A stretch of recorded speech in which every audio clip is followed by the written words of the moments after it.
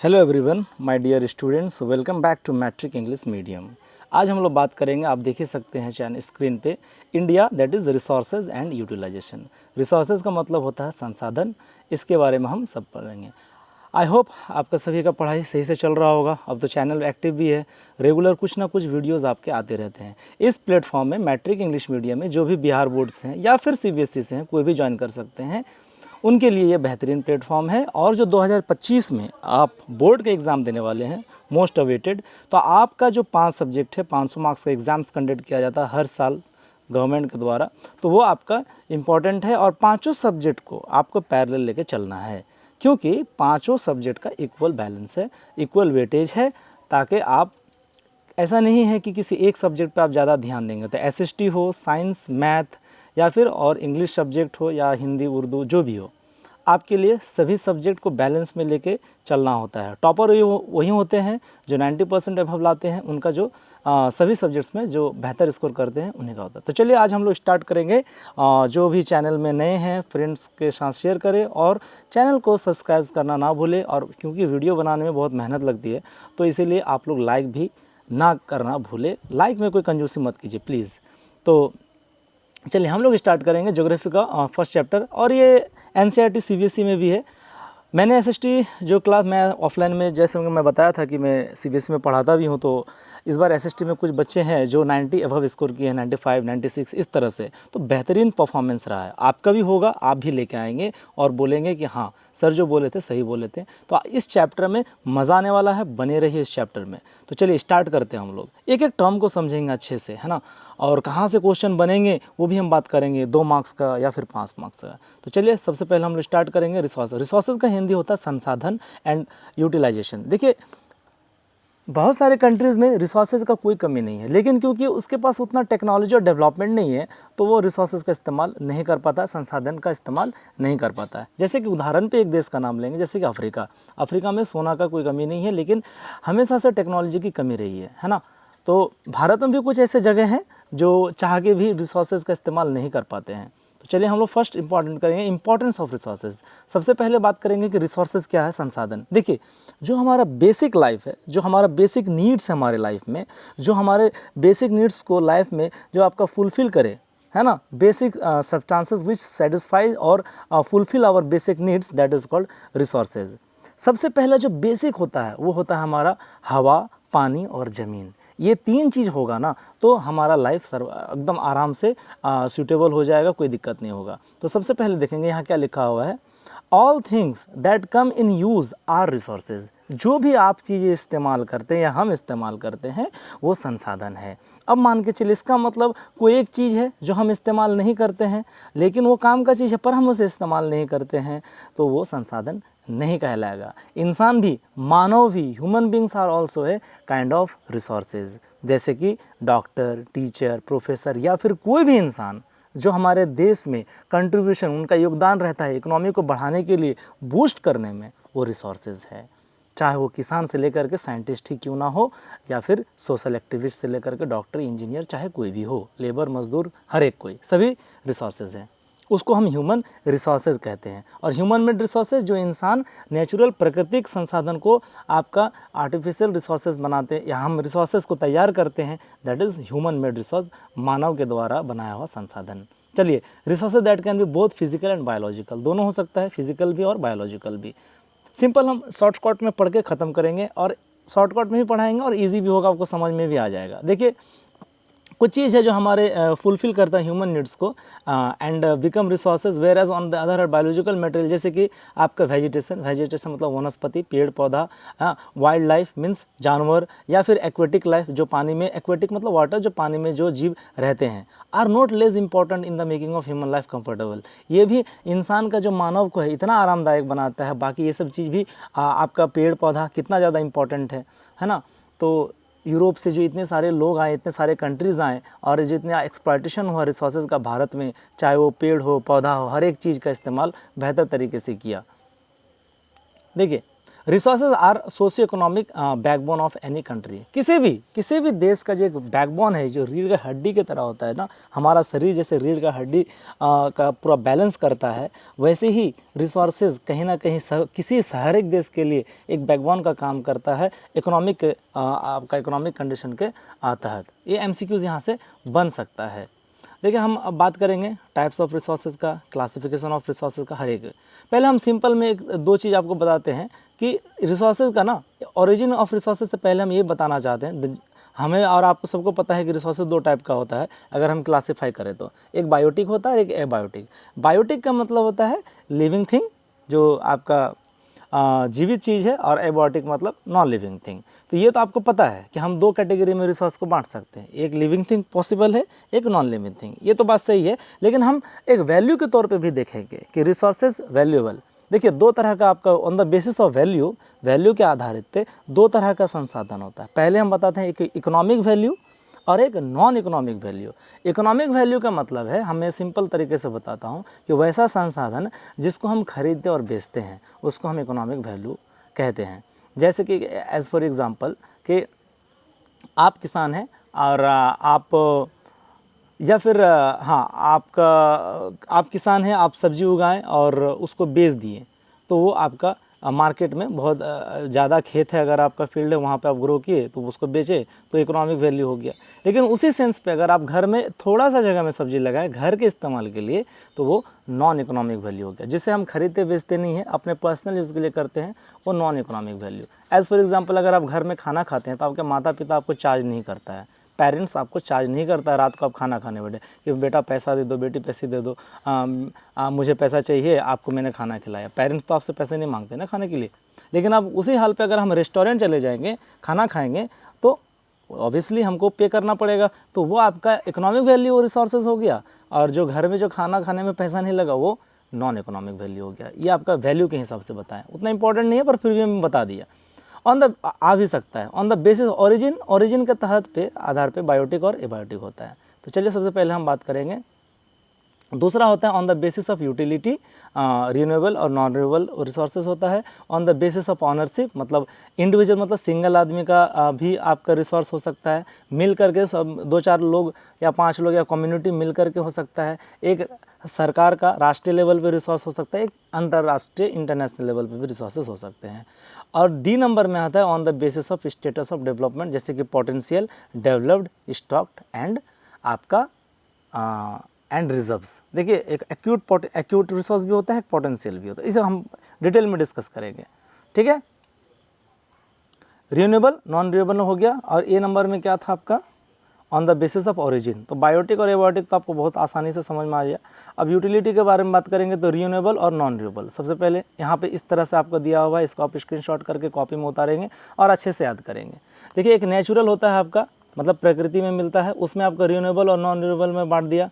Human में आपका structure and institution और क्वांटिटी एंड क्वालिटी। इंसान, देखिए इंसान भी एक तरह का रिसोर्स है, उसमें भी टाइप होता है। अब इसमें आपका रिन्यूएबल, सबसे पहले हम नेचुरल के बारे में बात करते हैं। तो रिन्यूएबल और नॉन रिन्यूएबल। रिन्यूएबल में आपका कंटिन्यूस और फ्लो ऑफ एग्जांपल, जैसे कि विंड हो गया, है ना, सोलर लाइट हो गया, ये सब आपका रिन्यूएबल में आ जाएगा।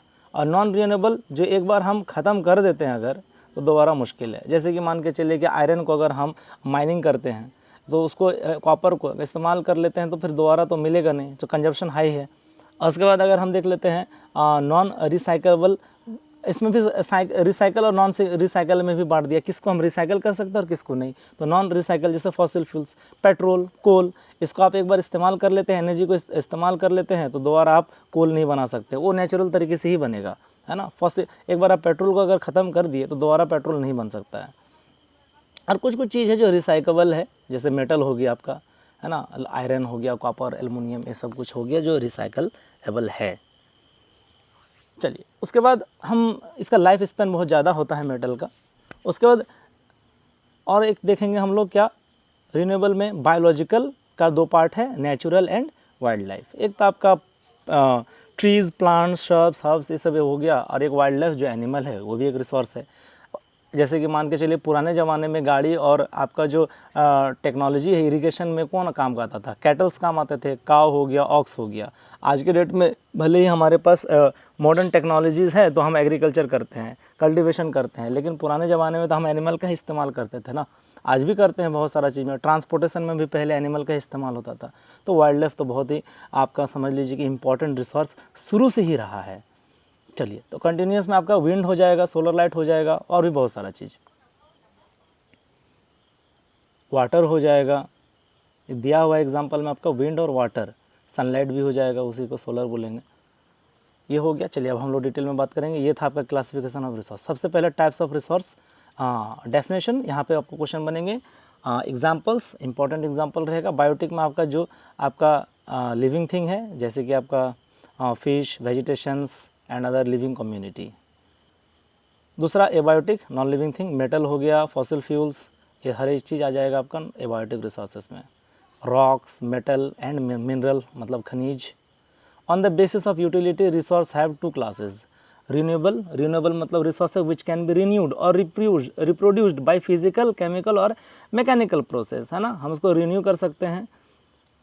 जैसे कि सोलर एनर्जी, है ना, हम इलेक्ट्रिसिटी बनाते हैं, सोलर विंड एनर्जी से भी इलेक्ट्रिसिटी बनाते हैं। वाटर से भी हम इलेक्ट्रिसिटी, जैसे हाइड्रो इलेक्ट्रिसिटी, ये हर एक चीज़ से हम इलेक्ट्रिसिटी बना। कौन कौन प्रोसेस से इलेक्ट्रिसिटी हम बना सकते हैं, बिजली का उत्पन्न कर सकते हैं?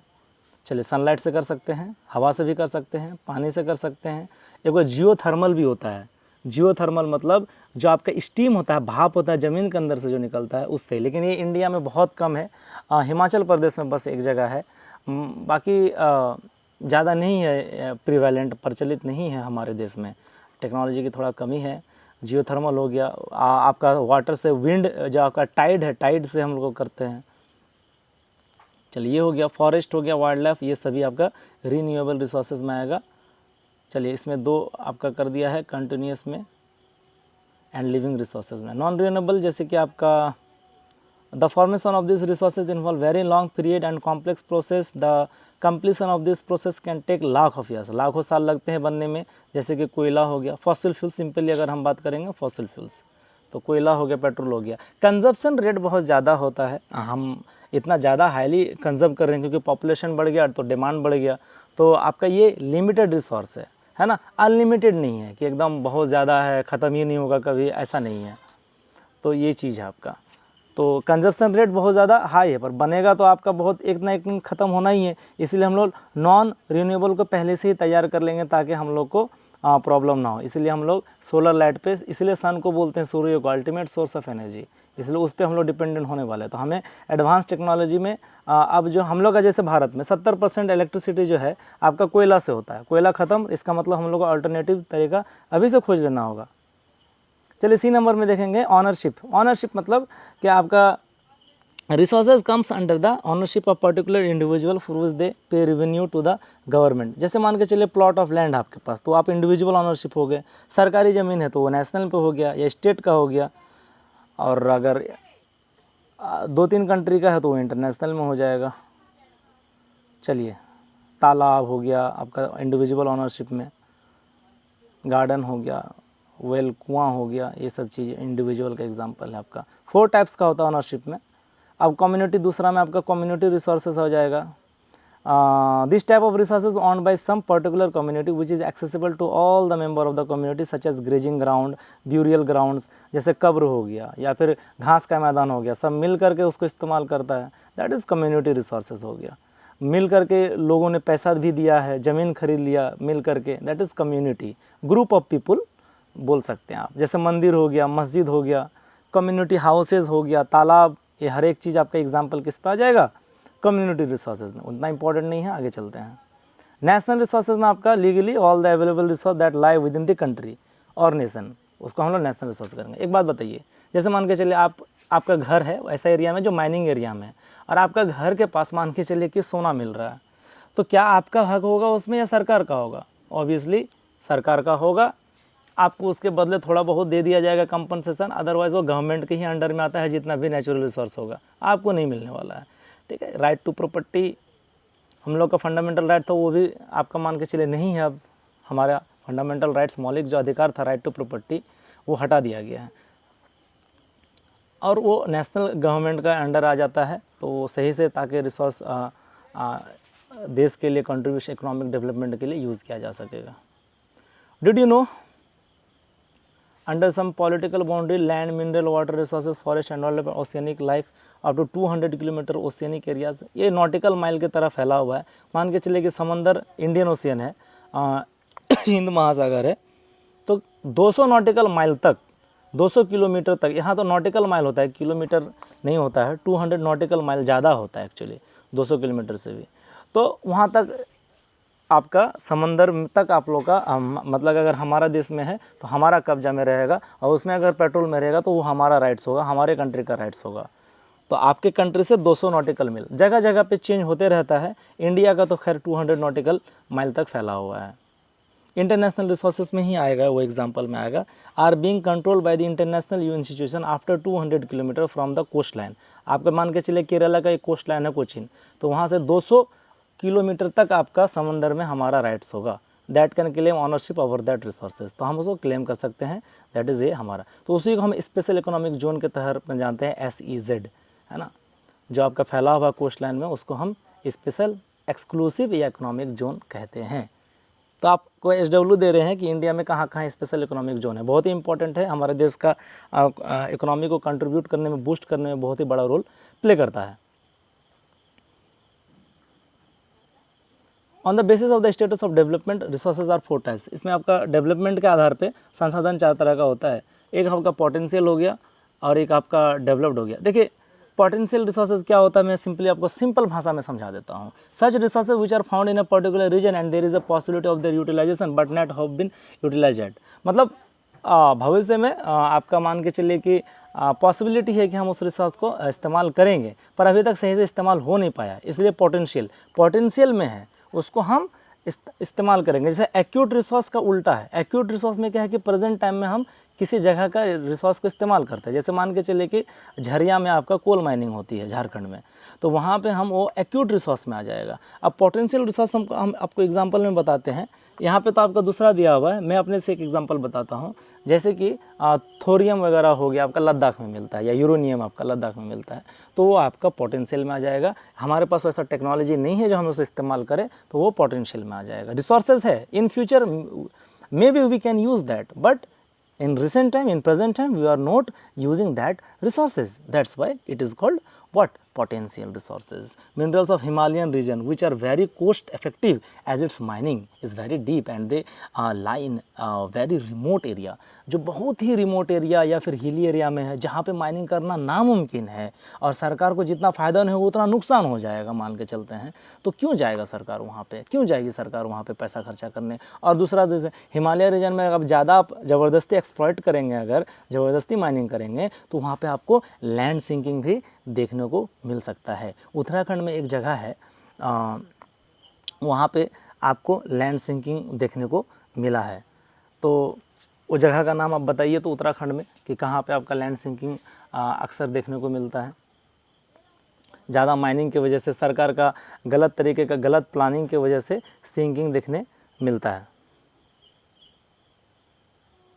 आगे चलते हैं। गुजरात, जैसे राजस्थान, गुजरात, इसमें अब हाई पोटेंशियल है किस चीज़ का, विंड और सोलर एनर्जी का अच्छा खासा है। तो but this resources have not been developed, लेकिन अभी वो उतना डेवलप्ड नहीं है राजस्थान और गुजरात में। जैसे राजस्थान में आपका सोलर, गुजरात में आपका विंड, तमिलनाडु में भी विंड मिल लगाया गया है नेवेली वगैरह एरिया में, तो वहाँ पे भी अच्छा इस्तेमाल होता है, वो चीज़ है।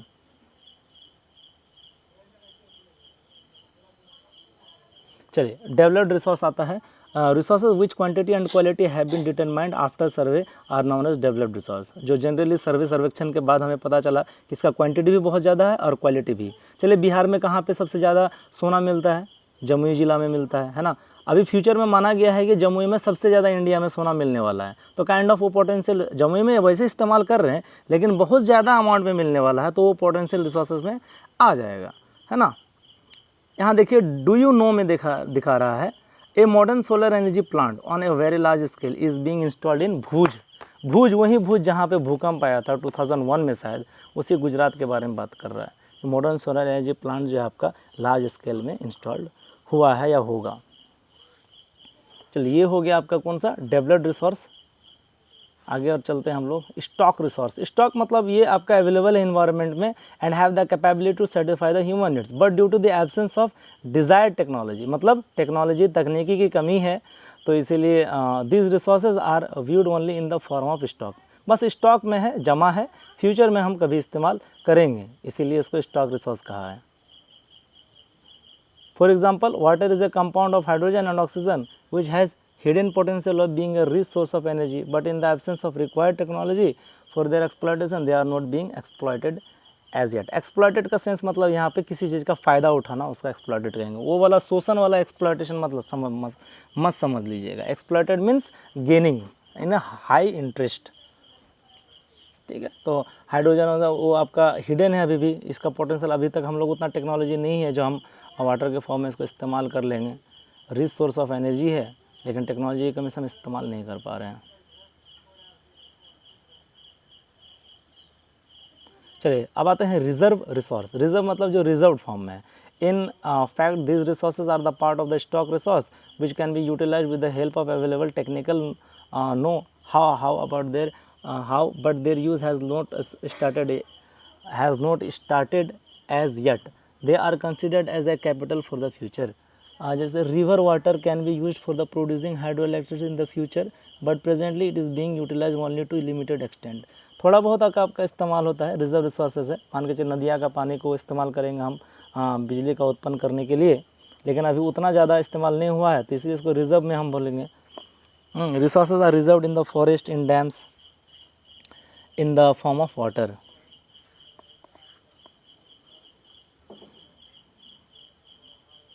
ठीक है, जैसे कि आपका फॉरेस्ट भी एक तरह का रिजर्व रिसोर्सेज में आ गया। Dams in the form of water, ये हर एक चीज़। हाँ, उत्तराखंड में कौन सा जगह अभी हम पूछे थे आपसे कि सिंकिंग होता था? जोशीमठ। जोशीमठ एक जगह है जहाँ पे सिंकिंग देखने को मिला है। वहाँ आपका मान के चलिए कोई तरह का डैम बनाना या कोई भी तरह का माइनिंग करना, उसके वजह से आपका लैंड सिंकिंग होता है, दरारें आने लगते हैं दीवारों पे। रिसोर्स प्लानिंग सबसे इम्पॉर्टेंट टास्क है। 5 मार्क्स का क्वेश्चन यहाँ से आते हैं और सबसे इम्पॉर्टेंट टास्क है रिसोर्स प्लानिंग। मतलब देखिए हर एक, हम सिंपली आपको बताते हैं, पूरे देश में आपको हर जगह एक जैसा रिसोर्सेज नहीं मिलेगा, है ना, डिस्ट्रीब्यूशंस रहता है। अगर बिहार कोई चीज़ में है तो झारखंड कोई दूसरा अलग में होगा। बिहार में पानी है तो शायद राजस्थान में पानी ना हो, है ना। अगर राजस्थान में आपका विंड पावर अच्छा है या सोलर लाइट अच्छा है तो उतना बाकी जगह में हिली एरियाज़ में नहीं है, तो ये वाला बात हो गया। Resources planning essential for the development of any country. For country like India it is unavoidable because we are along with the diversity in the availability of resource. हमारे संसाधन में खाली इंसान में डाइवर्सिटी विविधता नहीं है बल्कि संसाधन में भी विविधता है ना। डाइवर्सिटी मतलब क्या? Difference quality of resources are there, okay, in the contraction of the highly density population. Here is the number of the regions which are self sufficient in the resource. जैसे कि आपका, चलिए हम लोग आगे देखते हैं, जैसे कि आपका झारखंड है, मध्य प्रदेश है, छत्तीसगढ़, ये आपका स्टेट्स वैसा स्टेट्स है जहाँ पे मिनरल की कोई कमी नहीं है। कोल है ना। मध्य प्रदेश में आपका पन्ना एक जगह है जहाँ पे हीरा मिलता है। झारखंड में तो आप जानते ही हैं आपका आयरन है और कोल है, ओके। छत्तीसगढ़ में भी आयरन है आपका।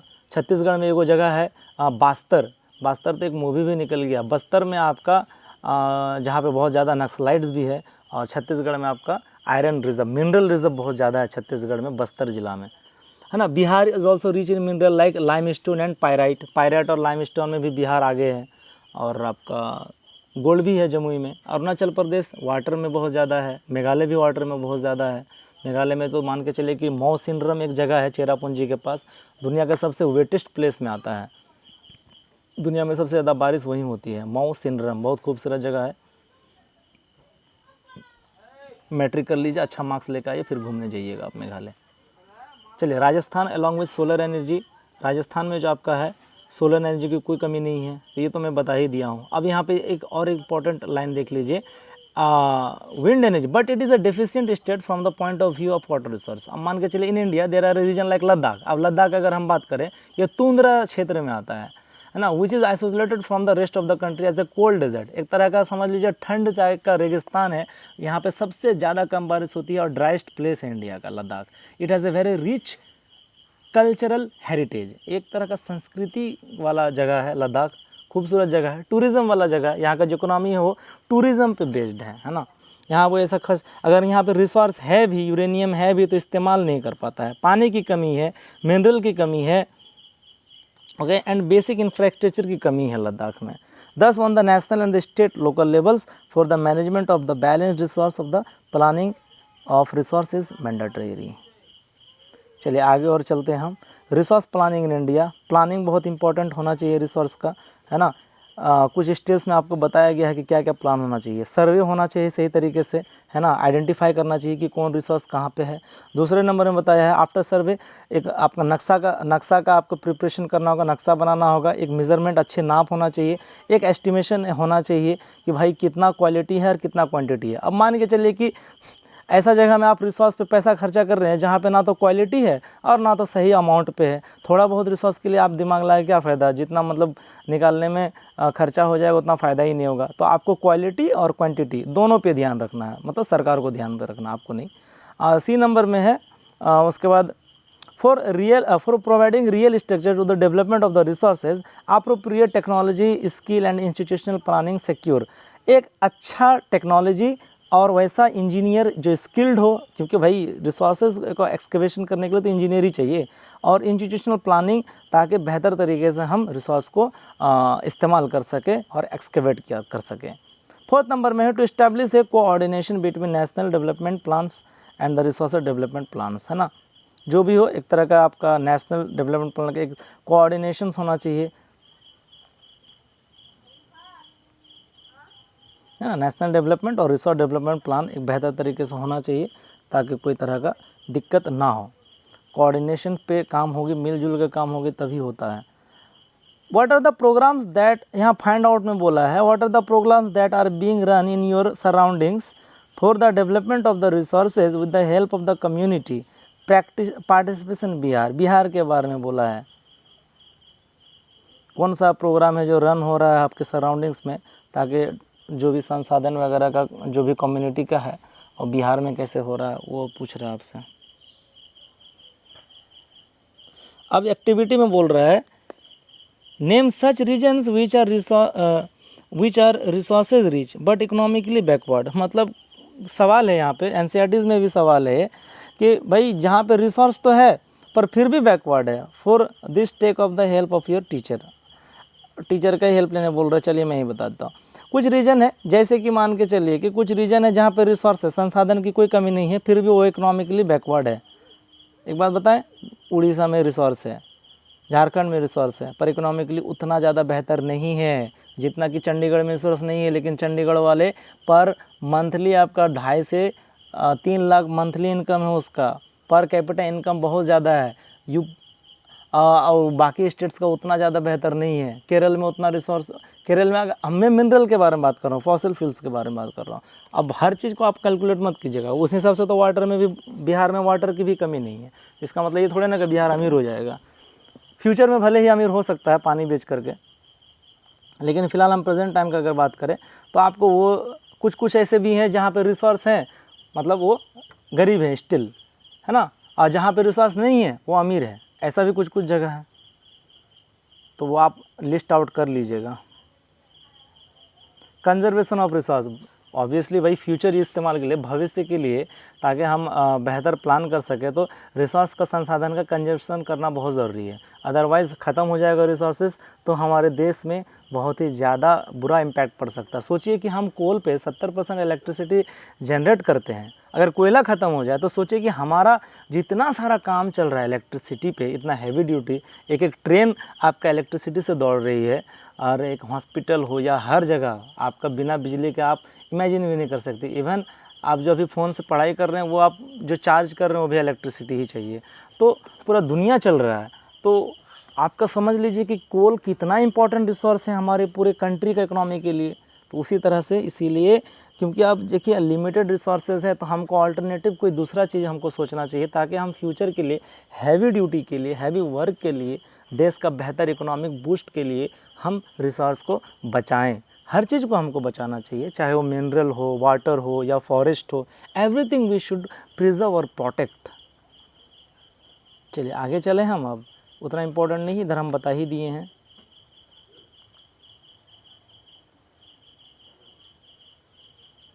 जितना है हमें उतना हमारे लिए बहुत काफ़ी है, लेकिन लोगों का लालच हमें बर्बाद कर रहा है। यहाँ लिखा हुआ है there is enough for everybody's need, है ना, जितना है ना उतना ही काफ़ी है, नॉट फॉर एवरीबडीज़ ग्रीड, सभी एनीबडीज़ ग्रीड। इतना ज़्यादा हम लोग लालच कर चुके हैं कि रिसोर्स को बर्बाद करने में तुले हुए हैं। जब ब्रिटिश आया तो बहुत सारा टाइगर को बेवजह मार दिया गया, है ना, बहुत सारे एनिमल को, बायोडाइवर्सिटी को डिस्टर्ब किया, पेड़ काट के लेके चला गया।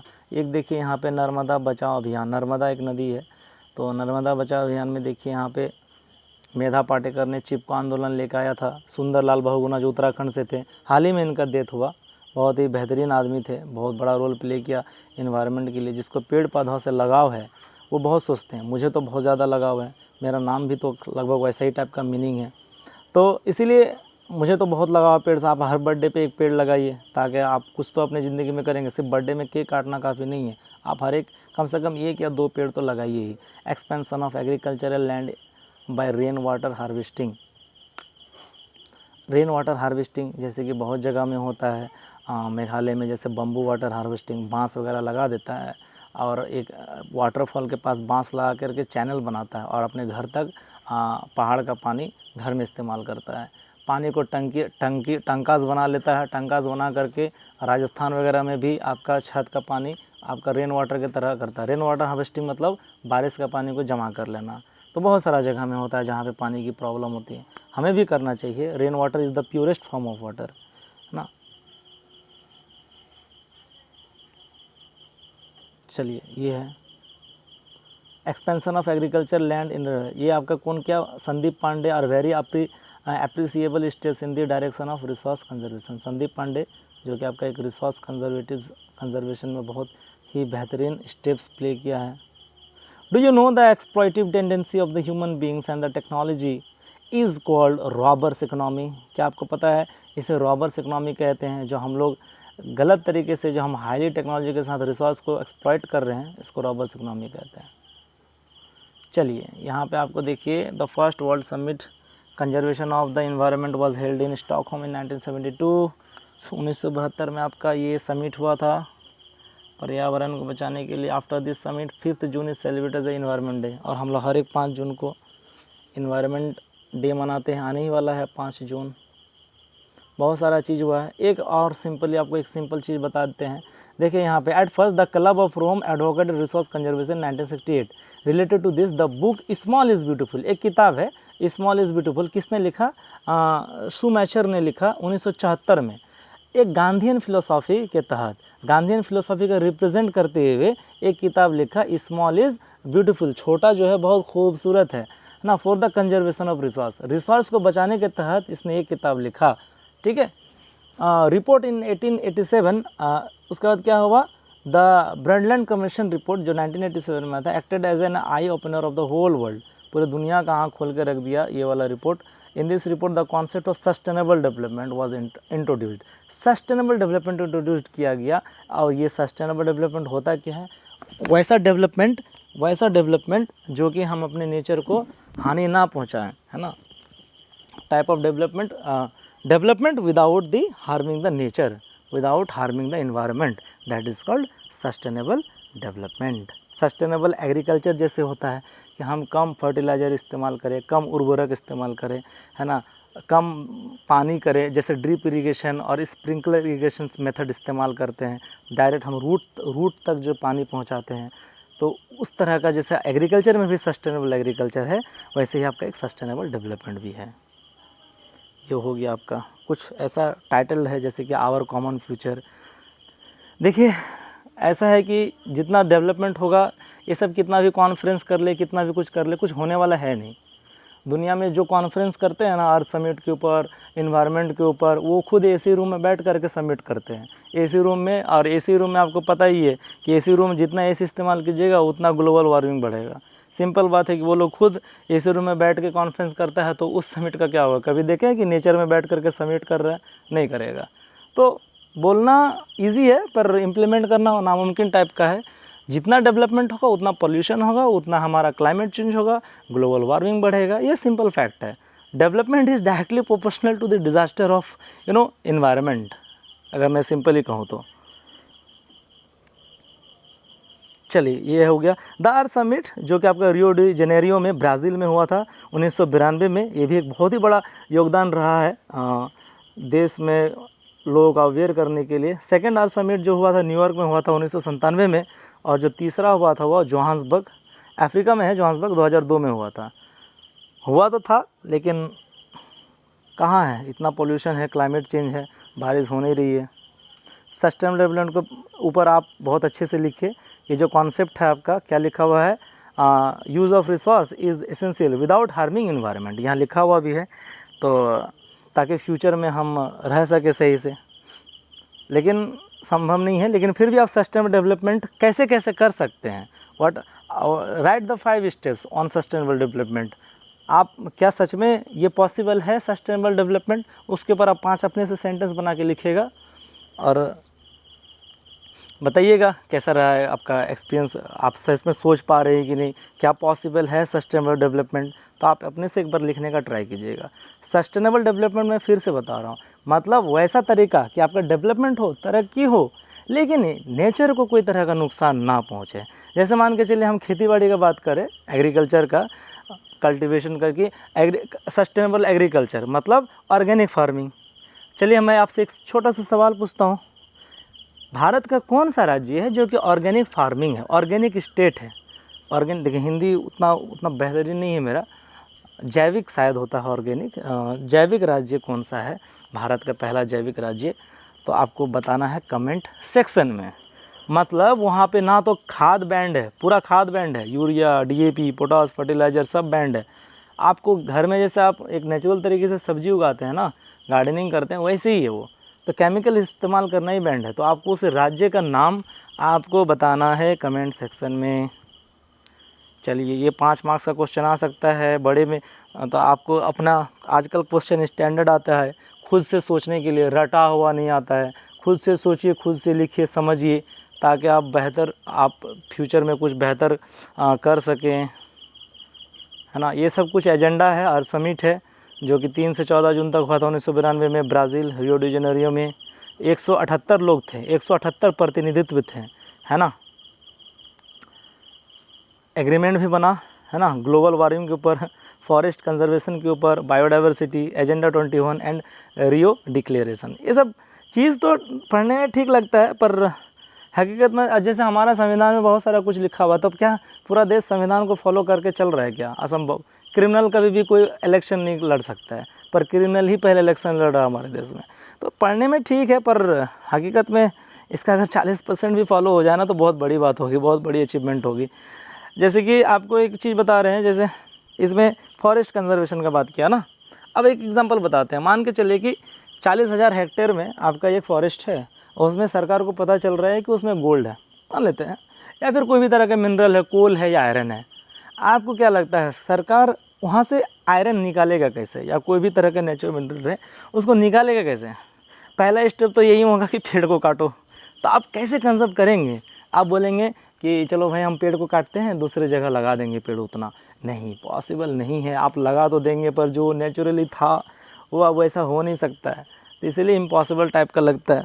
सरकार पहले उसको रिसोर्स को निकालेगी, पेड़ को उतना ध्यान में रखेगा ही नहीं। लोग पहाड़ तक चले गए हैं मिनरल निकालने के लिए, तो फिर ये तो प्लेन लैंड का बात ही अलग है। चलिए इसमें एजेंडा 21 जो कि आपका एक फुल फॉर्म है, पढ़ लीजिएगा, ज़्यादा अच्छा रहेगा। UNCD, United nation environment and development, 800 pages का डिक्लेरेशन था, है ना। Agenda 21 were accepted for the constitution of this agenda 21 directions was given। कम से कम 21 तरीके का सॉल्यूशन दिया था, इसीलिए इसका नाम एजेंडा 21 रखा था, है ना। वर्ल्ड इन्वायरमेंट फंड के तहत was establish to meet the expected expenditure. जो भी खर्च होते हैं वर्ल्ड इन्वायरमेंट में, जो भी ऑर्गेनाइज संगठन का जो भी कंट्री पार्टिसिपेट करते हैं, उनकी तरफ से बहुत सारा इंसेंटिव्स और दिया जाता है। 21 तरह का डायरेक्शन था, इसीलिए इसका नाम एजेंडा 21 रखा गया। 21 सॉल्यूशन था। वर्ल्ड इन्वायरमेंट फंड दिया जाता है ताकि जिस कंट्री में ज़्यादा दिक्कतें होती हैं उनको ठीक करने की कोशिश करता है। सेकेंड अर्थ समिट तो आपका जानते हैं 23 से 27 जून 1997 हुआ था न्यूयॉर्क में। न्यूयॉर्क कहाँ पे भाई? अमेरिका में है।